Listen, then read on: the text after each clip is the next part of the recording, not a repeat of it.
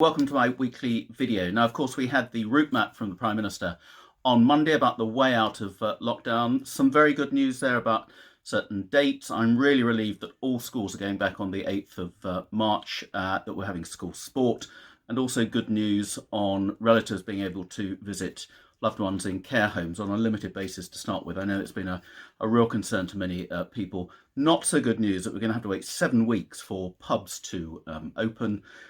7 weeks to get a haircut as well. I'm thinking of having a man bun, gyms as well, and weddings not until May. So we're going to continue to put pressure to see if we can bring some of those things forward. But the vaccination programme rollout is going exceedingly well, and hopefully if it continues to pick up a pace, there may be some flexibility on that. We will see. Parliament's returned this week. We've got lots of debates, as usual, around the whole COVID issue. We've got an opposition debate on the economy, and then we've got various amendments coming back from the Lords around the fire safety bill to do with cladding, which is controversial, and on the covert human intelligence bill. And we're still likely to have the ongoing argument about whether we should have a genocide amendment within the trade bill, which I very much support, but we haven't quite persuaded the government yet.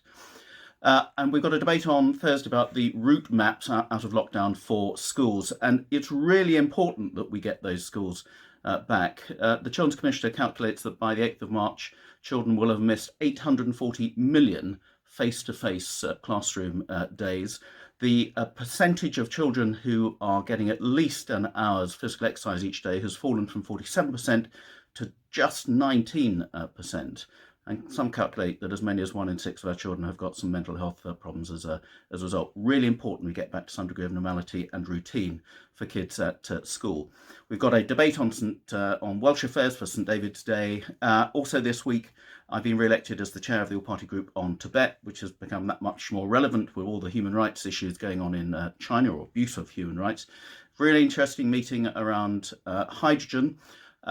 Which I think is going to be the fuel of the future. We've got the Home Affairs Select Committee meeting this week with the Home Secretary in front of us, which is usually quite an interesting session. And then I've got a meeting with various Swiss parliamentarians talking about various issues around Brexit and how they're dealing with COVID. In the constituency, we've got the AGM of the I Project, Eco, Young and Engage, which we're trying to expand. And then on Friday, there's a really interesting launch of Hydrogen Sussex, which is bringing together some of the really exciting things going on around hydrogen as the fuel of the future. And I'm looking forward to being part of that. I'll have the normal vaccination briefings on Friday, and I'll post my latest blog on that over the weekend. Also on Saturday, it's the Shoreham Beach Residents Association AGM, which will be virtual for the first time. I'll be there with local councillors, and I'm appearing on BBC South Politics today on Sunday as well. And a final thing, we're launching this week the St John's Ambulance Appeal to try and raise sufficient funds to save the St John's Ambulance HQ at Southwick, where the St John's Ambulance charity is facing some real financial problems. They need £55,000 to repair the roof at Southwick in order to save it. We've raised £18,000 so far. We need your help with the rest. There's a separate video and lots of details on my website and on my Facebook page. If you can help,